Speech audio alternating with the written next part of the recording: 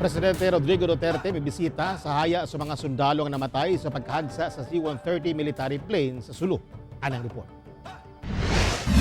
Lunes sa gabi miabot si Presidente Rodrigo Duterte sa Tangan Gym sa Naval Forces Western Mindanao Command sa Zamboanga City aron ipakita ang iyang pagpasalamat ug pagtahod sa mga sundalo nga namatay sa paghagsa sa Philippine Air Force C-130 plane sa Sulu niadtong Domingo. Personal usab niyang gipaabot ang pahasubo sa nabiling pamilya sa mga sundalo ug mipasalig nga tabangan sila sa gobyerno. Gipasidunggan sa presidente og Order of Lapu-Lapu ang mga samaran ug namatayng sundalo. I am as sorrowful as you. And as Commander-in-Chief, ako yung pinasasaktan. I hope we finish this before I make my exit na malagyan kayo ng isang JSIS for your mga lahat na, retirement and everything. And you have your own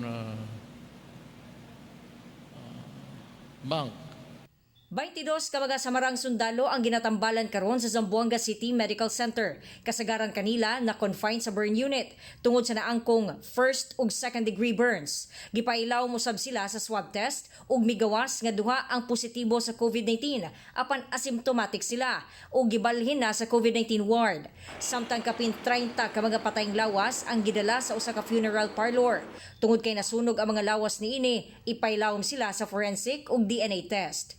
Sa susamang adlaw miabot sa Zamboanga City ang unom ka doktor sa Southern Philippines Medical Center o SPMC aron motabang sa pag-atiman sa mga samarang sundalo. Naka-half staff ang Philippine flag sa Davao City Hall agig pagtahod sa mga namatayng sundalo.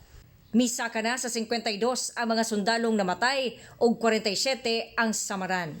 Ako si John D. Esteban para sa One Mindanao.